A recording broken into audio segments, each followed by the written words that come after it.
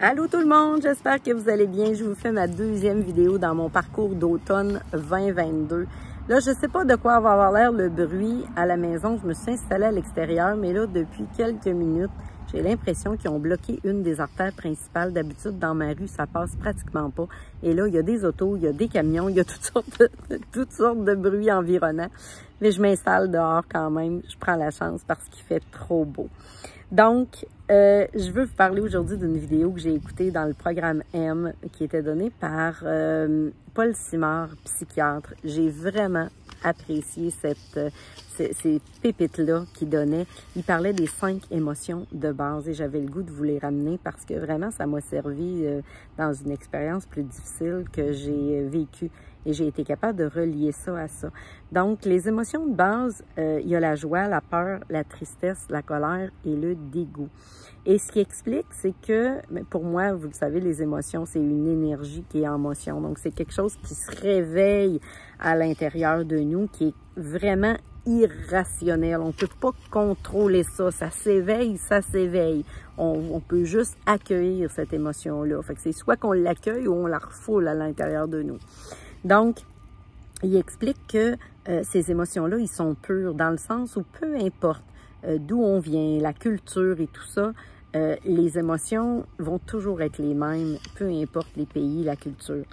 Tandis que au niveau des sentiments, ça, ce qui explique, c'est que c'est souvent un mixte d'émotions ou un mixte de croyances qui va faire que on va engranger toutes sortes de choses, mais que ce ne sera pas nécessairement pur. Et il dit que les sentiments, c'est comme des sentis qui mentent. J'ai vraiment aimé ça, la façon qu'il avait de décortiquer le mot. Donc, la joie, hein, c'est le signal qui dit « j'en veux encore de ça, j'en veux », c'est agréable à reproduire. Hein? On le sait, quand un petit enfant qui va être dans la joie, de le bonheur, qu'est-ce qu'il va faire? Il va faire « encore, encore, encore ». Ben c'est ça, de la joie. Hein? Et ça donne le goût de rire, ça donne le goût d'être bien, ça amène dans la gratitude. La joie, vraiment, c'est toute la chaîne d'émotions positives ou de sentiments positifs qui vont s'en suivre va être vraiment incroyable au niveau de la joie parce qu'on veut répéter ça encore. C'est des choses qu'on aime puis qu'on va en reprendre encore et encore et encore. La peur, elle, c'est la fonction qui dit « fais attention, vérifie, il y a peut-être un danger ». Mais est-ce qu'il y a un réel danger? Donc, c'est notre besoin de sécurité souvent qu'on sent menacé. On a besoin d'être rassuré. Et là, l'idée, c'est d'aller voir qu'est-ce qui va faire que... c'est quoi les étapes pour me ramener dans mon sentiment de sécurité, dans mon besoin de sécurité. Des fois, c'est des petites choses. On va aller valider, on va aller vérifier, on va s'assurer que la peur n'est pas réelle. Parce que c'est sûr que si on sent une odeur de feu et il y a le feu, ben là, la peur est réelle. On va prendre les jambes à notre cou, on va s'enlever du feu parce que là, il y a un danger de mort. Ça va être bien différent. La tristesse, c'est le signal que je viens de vivre une perte de quelque chose d'important. Puis, qu'est-ce qui est important dans cette perte-là? Ça, c'est important de l'identifier. L'ingrédient que j'ai perdu qui est important. Est-ce que c'est la relation, la famille, la présence? C'est quoi que j'ai perdu? Puis, ce qui explique, c'est que c'est de venir recomposer cet élément-là dans le présent, de venir nous le donner, ce qu'on avait besoin. Fait que d'accueillir cette tristesse-là, c'est important. La colère, c'est le besoin de se faire respecter. 2 beaux camions qui passent. Donc, le besoin de se faire respecter, de reprendre possession de nos frontières. Hein? Puis la colère, c'est sûr que si on la décharge sur quelqu'un d'autre, c'est de la violence. Mais la colère, quand elle s'éveille à l'intérieur de nous, hein, c'est relié à l'agressivité. C'est relié à est-ce que je suis fâchée contre moi? Est-ce que je suis fâchée parce que j'ai pas mis une limite? Est-ce que je suis fâchée? Qu'est-ce qui a fait que la colère s'est éveillée? C'est comme un feu, une colère. Hein? C'est comme une énergie qui va amener à l'action.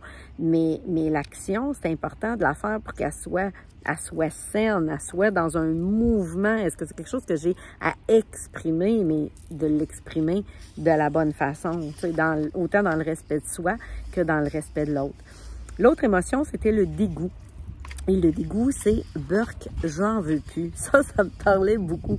Tu sais, des fois, on a l'impression, moi, c'est ce que ça me fait dans le corps, là. Des fois, j'ai l'impression que comme si j'en veux plus, là, vraiment, j'ai des hauts le cœur, c'est quelque chose que même, puis souvent, quand on va faire Burk, là, tu sais, c'est clair qu'on n'en veut plus de ça. Et ça, il expliquait que c'était l'inverse de la joie. Et l'idée, c'est de devenir le parent que j'aurais eu besoin dans le passé. Parce que souvent, dans la situation présente, c'est pas dans ce que je vis dans le présent qui va se réveiller. C'est le tiroir du passé qui va se réveiller dans une émotion ou une blessure que j'ai pas accueillie. Et le plus bel exemple que je peux vous nommer, ça, il expliquait, il donnait un exercice de faire un scan de ce que je veux, ce que je ressens, hein, c'est quoi le climat ou c'est quoi mon feeling et dans quel état est mon corps. Et il m'est arrivé une expérience, je suis allée magasiner des meubles de bébé avec ma belle-fille. Donc, c'est un événement qui est joyeux, là. Hein, on va avoir un beau petit bébé, je vais être grand-maman, c'est wow. Mais à l'intérieur de moi, ce que je ressens, c'est de la peine, c'est une tristesse. Il me semble que j'ai la larme à l'œil facilement. Puis là, je comprends pas qu'est-ce qui se passe en dedans de moi. Mais je me dis, voyons, avec ma tête, là, il n'y a rien qui fait que je devrais être dans cet état-là. Et ça reste comme ça, on finit de magasiner, tout ça. Et c'est le lendemain que j'ai trouvé, quand je me suis attardée aux émotions qui étaient là, à la tristesse, me dire qu'est-ce que j'ai perdu d'important. Et là, le tiroir du passé est monté.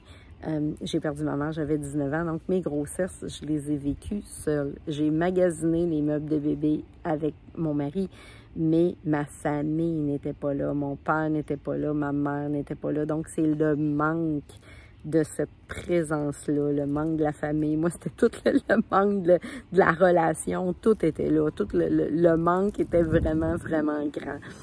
Et le besoin qui est en dessous de ça, que je me permettais pas de vivre, je me permettais pas de vivre le bonheur ou la joie d'être proche de ma belle-fille, puis de le vivre de façon saine. Et j'ai pris conscience, en plus de ça, que ma mère avait pas eu ce privilège-là d'être grand-maman.